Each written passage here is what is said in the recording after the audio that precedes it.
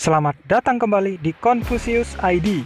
Sekarang saya akan melanjutkan manhwa kesukaan kalian, SSS Suicide Hunter. Tapi ada syarat dari Nyonya Lily Perak. Kalau King of Death harus jadi pelayan eksklusif untuk Nyonya Lily Perak selama seminggu mulai hari ini. Karena Nyonya Lily Perak hanya tahu cintanya saja. Jadi cara paling efektif adalah tetap dekat dengannya selama belajar tentang cinta.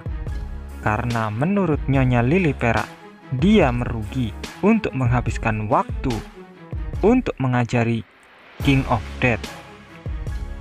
Dia benar-benar bangsawan yang angkuh.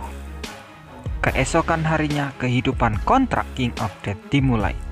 Tuan King of Death bukan hanya Nyonya Sutra Emas, tapi juga Nyonya Lily Perak. Nyonya Lily Perak menyambutnya di ruang ganti. Pukul 5 pagi, wanita itu sudah bangun. 4 pelayan mengelilinginya untuk menandaninya dan mempersiapkan untuk hari ini. Biasanya sangat tidak sopan untuk masuk ke ruang ganti wanita saat dia sedang mengatur toiletnya. Tapi Nyonya Lily Perak menepis kekhawatiran itu. Begitu King of Death masuk, Nyonya Lily Perak menyuruh untuk menunjukkan dasar menjadi pelayan.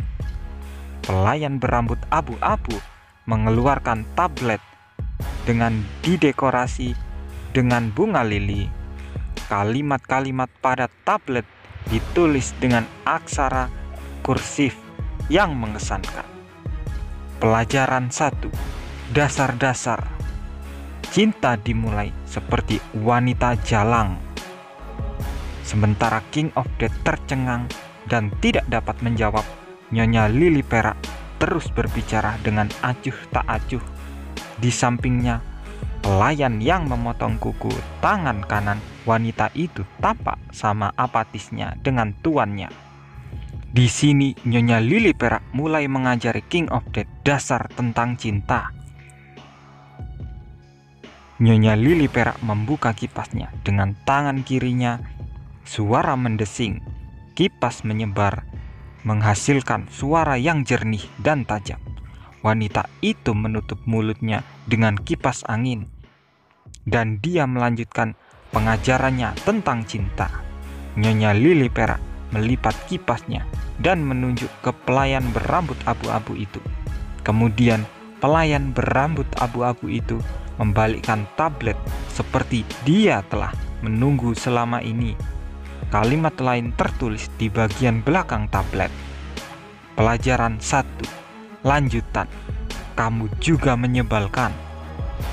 Nyonya Lily Perak melanjutkan ke bab selanjutnya yang membuat pikiran King of Death kosong dan mempertanyakannya. Nyonya Lily Perak tampak tidak terkesan dan memberitahu kenapa dia mengajari seperti ini. Nyonya Lily Perak menghela nafas. Apa itu? Apa kesalahan yang telah King of Death perbuat? King of Death benar-benar tidak tahu. Nyonya Lily Perak berdiri dari kursinya. Para pelayan yang telah menempel padanya seperti anak kucing segera mundur.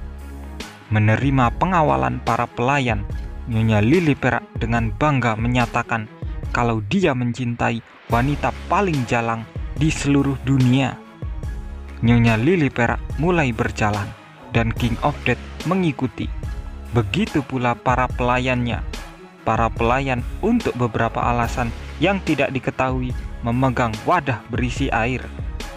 Mereka tiba di asrama termewah di akademi. Itu adalah tempat tinggal putra mahkota. Para pelayan pangeran menyambut mereka dengan gelisah. Atau mungkin King of Death harus mengatakan mereka depresi. Meskipun keluarga bangsawan lebih rendah dari keluarga kekaisaran, anehnya suasananya terasa seperti tidak ada yang bisa melawan Nyonya Lily Perak. Nyonya Lily Perak menanyakan keadaan pangeran kepada pelayan dan menyuruhnya mengantarnya bertemu pangeran. Petugas pangeran gemetar karena mendapat perintah dari pangeran untuk tidak mengantar Nyonya Lili Perak kalau berkunjung. Tapi karena kecerdikan Nyonya Lili Perak, hal itu langsung dibantah dengan pendapat yang lebih bagus. Dia telah menyelesaikan situasi hanya dalam 1 menit. Tidak ada satupun dari pelayan keluarga kekaisaran yang menghentikan Nyonya Lili Perak. Wanita itu melintasi taman, melewati lobi, dan akhirnya mencapai kamar tidur putra mahkota. Dia mengetuk 3 kali. Pangeran menjawab kalau tidak boleh masuk. Nyonya Lili Perak mengeluarkan kunci dan membuka pintu seperti itu adalah kamar tidurnya sendiri. Kamar tidur pangeran terbuka.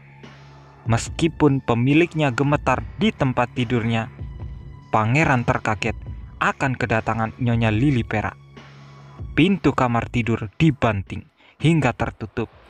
Tidak ada pelayan kekaisaran yang tersisa di kamar tidur. Hanya para pelayan dari Nyonya Lili Perak yang berbaris tanpa ekspresi. Dan bahu pangeran semakin gemetar. Nyonya Lili Perak lalu mengajari King of Death pelajaran kedua. Wanita itu mengangguk ke arah pelayan berambut abu-abu itu.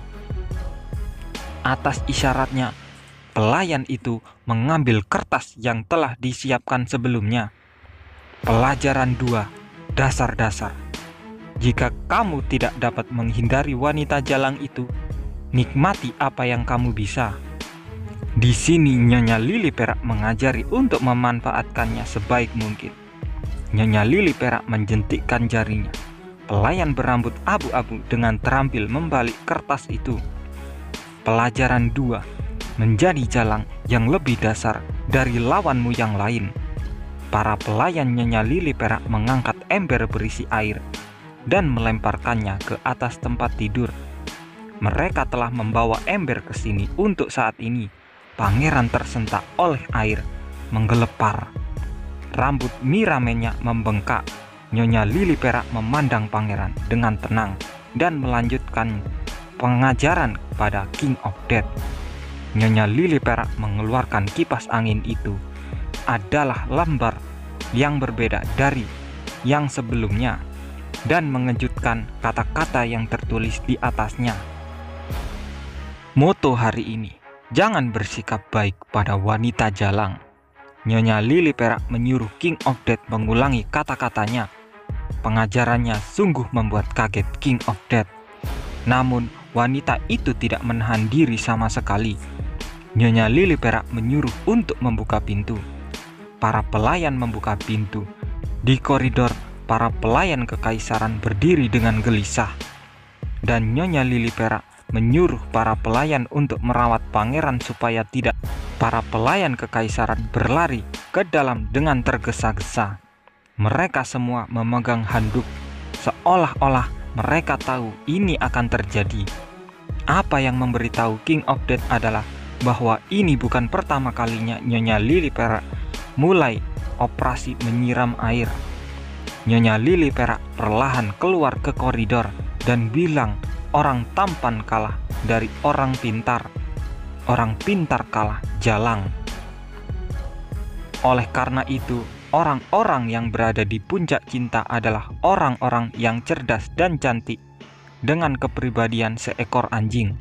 Ketika King of Death menoleh ke belakang, masih ada banyak keributan di kamar tidur pangeran. King of Death menyampaikan kalau ini tidak seperti yang dipikirkannya. Nyonya Lili Perak melemparkan kipasnya. Para pelayan berambut abu-abu itu dengan terampil menangkap kipas itu dan memasukkannya ke dalam sakunya. Mereka terus berbicara saat mereka berjalan ke ruang tamu. Lalu Nyonya Lili Perak bilang kalau itu kembali ke diri King of Death. Mata merah wanita itu menyipit dan ingin menguji apakah King of Death bisa membuat hati Nyonya Lili Perak berdebar-debar. Mereka tiba di ruang tamu. Ini jelas merupakan kediaman putra mahkota. Tapi Nyonya Lili Perak berjalan dengan nyaman seolah itu adalah rumahnya sendiri. Dia menyingkirkan semua pelayan kecuali King of Death dan duduk di kursi. Memiliki karpet merah, siswa merah dengan warna yang sama diam-diam menatap King of Death. King of Death menarik nafas dalam-dalam. Nafas melewati tenggorokannya dan menggulung seperti biji padat di paru-paru. Meskipun King of Death baru saja bernafas, itu adalah bukti tekadnya. King of Death mengeluarkan kartu dari dadanya. Kartu pengenalan wajah. Kartu keberuntungan. Kartu kesalahan ucapan. Sebelum King of Death memasuki apokalips, pustakawan memberi kartu-kartu ini, mengatakan bahwa kartu-kartu ini akan jadi pasukan pendukungnya. Awalnya, King of Death berencana untuk menggunakan kartu-kartu ini pada tahap ini. Nyonya Lili Perak memiringkan kepalanya dan bertanya, kartu apa itu? King of Death menjelaskan asal-usul kartu itu, dari mana dan seperti apa fungsinya. King of Death merobek kartu yang robek tersebar seperti pasir halus sampai tidak ada jejak yang tersisa. Muncul suara sistem. Pustakawan terkejut dengan keputusan King of Death. Mungkin kartu-kartu ini benar-benar membantu King of Death dan Heretic Inquisitor melewati tahap ini. Tapi yang lebih penting adalah menunjukkan ketulusan kepada orang di hadapannya. Setidaknya itulah yang King of Death yakini. Muncul lagi suara sistem. Pustakawan menyadari niat King of Death dan memujinya. Imbalan hanyalah ganjaran. Sebuah jalan pintas hanya memiliki arti jika dapat digunakan.